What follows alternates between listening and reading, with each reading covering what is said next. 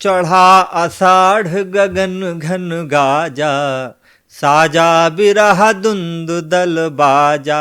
धूम साम धौरे घन आए, कि धूम साम धौरे घन आए। सेत ध्वजा बग पाति दिखाए। हिंदी कविता में मलिक मोहम्मद जायसी का नाम कौन नहीं जानता है।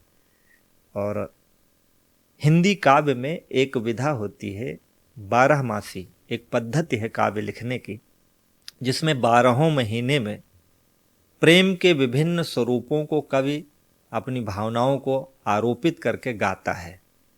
मलिक मोहम्मद जायसी भक्तिकालीन निर्गुण उपासना के प्रेम आश्रय शाखा के कवि थे और रायबरेली में जायस नामक स्थान पर हुए थे, इसलिए उनके नाम के पीछे जायसी लगा हुआ है। उनका बहुत ही प्रसिद्ध ग्रंथ है पद्मावत, जिसमें महारानी पद्मावती और चित्तौड़ के राजा रत्नसेन की कहानी है। दोनों में आत्मा और परमात्मा के मिलन और विछोह का वर्णन है। हिंदी साहित्य में 12मासी पद्धति जो है खंडरित वर्णन संस्कृत से आई है, जिसमें 6 माह में संस्कृत में वर्णन किया कालिदास जी ने किया।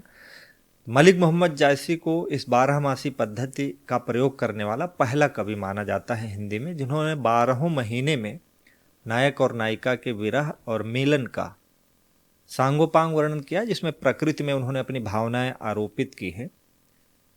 तो ये सावन का माह है, और मैं चाहता हूं कि सावन के माह का जो है यहीं से शुरुआत करके, अगर आपको अच्छा लगा तो मैं 12 महीने के सुनाऊंगा। लिखने की शैली है, एक कविता लिखने की शैली है। जो हमारे नए मित्र कविता लिखते हैं उनके लिए भी ये उपयोगी है कि प्रकृति की सूक्ष्म भावनाओं में मानवीय संवेदनाओं की अनुभूति होना, ये काव्य का एक विशेष गुण है, विशेष लक्षण है, जिसको प्रसाद जी ने भी अपनाया है। और इसको आप उस दृष्टि से सुनिएगा। आषाढ़ का महीना आता है और आषाढ़ के महीने में राजा रत्नसेन सिंघलदीप चला गया है। उनकी पत्नी नागमती घर में व्यथित है। नागमती पर भावनाएं आरोपित की गई हैं प्रकृति की। सुनना कि चढ़ा आषाढ़ गगन घन गाजा, आषाढ़ का महीना है और आकाश में पूरी तरह से बादल छा गए हैं। साजा बिरह दुंद दल बाजा, धूम साम धौरे घन धाए। सेतु ध्वजा बग पाति दिखाए। युद्ध का मानवीकरण किया गया है। जिस प्रकार युद्ध में योद्धा चलता है और चल के सेना सजाता है और ध्वज अपना लहराता है, ठीक उसी प्रकार से जायसी जी कहते हैं कि नागमती अपनी सहेलियों से कहती है कि हे सहेलियों, देखो आकाश में बादल सेना सजा करके आ गए हैं। ऐसा लग रहा है कि विरह का पूरा दल सज कर आया है और बगुलों की जो ये कतार दिख रही है, ये कतार नहीं है, उस सेना का ध्वज है जो लहरा रहा है। देखो धुएं के रंग के, सांवले रंग के, थोड़े थोड़े धुंधले से बहुत सारे बादल अपनी सेना सजाकर आए हैं और ये विरह की सेना हमारे प्राण लेने आई है। कि खड़ग बीजू चमके चहु ओरा, खड़ग बीजू चमके चहु ओरा। अब बूंद बान बरसहि घन घोरा। ये जो बिजली है, ये बिजली नहीं है, ये विरह रूपी बादलों के बीच चमकती हुई तलवारें हैं जो हमें हमारे प्राण लेने आई हैं। और ये बूंदें बाणों की तरह चारों तरफ बरस रही हैं। रूपक अलंकार और सांग रूपक अलंकार। सांग रूपक अलंकार वो होता है जहाँ पर रूपक सभी अंगों के साथ अवतरित होता है। यहाँ पर बादल को सेना कहा गया है और सेना के जितने अवयव होते हैं, जितने अंग होते हैं, वे सारे अंग बादल में दिखाए जाएंगे। खड़ग बीजू चमके चहु ओरा, बूंद बान बरसहि घन घोरा। ओनई घटा आई चहु फेरी। चारों तरफ देखो बादलों ने घेर रखा है कि ओनई घटा आई चहु फेरी। ओनई घटा आई चहु फेरी, कंतु उबारु मदन हो घेरी। हे प्रियतम, मुझे उबार लो। चारों तरफ से इस सेना ने मुझे घेर रखा है। कंत मतलब होता है प्रिय, प्रियतम पति। तो मेरे प्रिय, मुझे उबार लो, बचा लो, वरना ये सेना मुझे मार डालेगी। कि पुष्प नखत सिर ऊपर आवा। पुष्प एक नक्षत्र है, 27 नक्षत्रों में एक नक्षत्र है। तो एक एक नक्षत्र का वर्णन है, 27 नक्षत्र का वर्णन है और 12 महीने का वर्णन है। ये सावन और भादो का मैं आपको सुना रहा हूं कि पुष्य नखत सिर ऊपर आवा, हों बिनु नाह मंदिर को छावा। गांव में पहले जब पुष्य नक्षत्र लगता था, आद्रा से पहले जो घास फूस जिससे छप्पर छा जाता था वो थोड़ा थोड़ा सा भीग जाता था, नम हो जाता था, जिससे छप्पर छाने में आसानी होती थी। और बरसात आने वाली होती थी, इसलिए गांव में लोग छप्परों की तैयारी करते थे ताकि बरसात से बचा जा सके। यहाँ पर नागमती कहती है कि हे प्रियतम, देखो पुष्य नक्षत्र आ गया है और ऐसे में हमारे घर को कौन छाएगा, कौन छप्पर रखेगा। पहले मिट्टी की दीवारें होती थी, उन पर छोटी छोटी फूस की छपरिया बना बना के रखी जाती थी ताकि घर गिरे ना। अब वो कहती है कि तुम्हारे बिना हमारे शरीर रूपी घर के छप्पर को कौन बनाएगा। पुष्य नखत सिर ऊपर आवा, हों बिन नाह मंदिर को छावा। अदरा लागी लागी भुई ले, मुहि बिनु पिय को आदर दे। अदरा नक्षत्र आ गया है और बादल बिल्कुल जमीन पर छू करके बरस रहे हैं और मुझे मेरे प्रियतम के बिना कौन सम्मान देगा।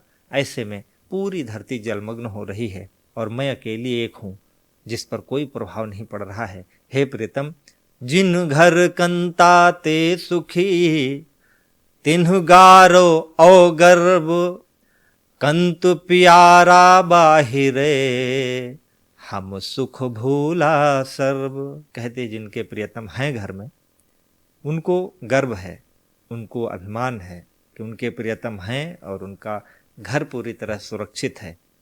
मेरा प्रियतम बाहर है और ऐसे में मैं सारे सुख भूल चुकी हूँ। मुझ में कुछ भी नहीं है ऐसा जिसके लिए मैं आनंद का उपक्रम कर सकूं। कि सावन बरस में हो अति पानी, सावन बरस में हो अति पानी, अभरन परी हो बिरह झुरानी। सावन का महीना आया है और चारों तरफ सब कुछ भीगा हुआ है, लेकिन मैं अकेली हूं जो सिर्फ सूखी हुई हूं। झुरानी मतलब सूखा हुआ होना। कि सावन बरस में हो अति पानी, भरनी परी हो बिरह झुरानी, लागो पुनर्वस पीऊ न देखा, भई बाउरी कहाँ कंतु सरेखा। पुनर्वा नक्षत्र आ गया और ऐसे में मैंने प्रियतम को नहीं देखा है और मैं पागलों की तरह इधर उधर घूम रही हूं। मेरा प्रियतम कहाँ है। कि रकत कया सुपरई भुई टूटी, रेंग चलई जस बीर बहुटी। बीर बहुटी कहते हैं चींटी को। खून के आंसू निकलते हैं आंखों से और रेंगते हुए चलते हैं जैसे चींटी चलती है। कि रकत कया सुपरई भुई टूटी, रकत कया सु परई भुई टूटी, रेंग चलई जस बीर बहुटी, सखिन रचा पिउ संग हिडोला, हरियर भूमि कुसुम भी चोला।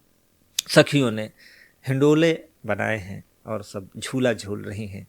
हरी हरी भूमि है और सब ने रंग बिरंगे परिधान धारण कर रखे हैं। कि सखिन रचा पिउ संग हिडोला, हरियर भूमि कुसुम भी चोला, यहीं डोलू असु डोलई मोरा, बिरह झुलाई दे झकझोरा। हिंडोला मेरे भीतर भी है, लेकिन मेरा कलेजा हिल रहा है झूले जैसा। जिस प्रकार से झूला झूलते हुए इधर उधर आंदोलित होता है, वैसे ही मेरा हृदय आंदोलित होता है प्रियतम के बिना।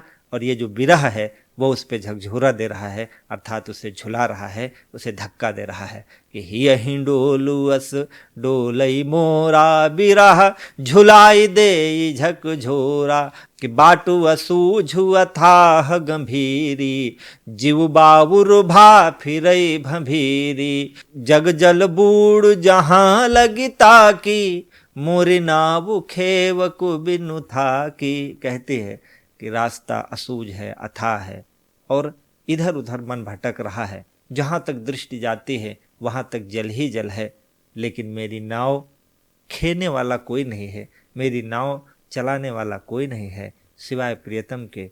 मैं बाउरी पागलों की तरह घूम रही हूँ इधर उधर, कहीं कोई स्थिर ठिकाना नहीं मिल रहा है। धरती पर चारों तरफ सिर्फ जल ही जल दिखाई पड़ता है।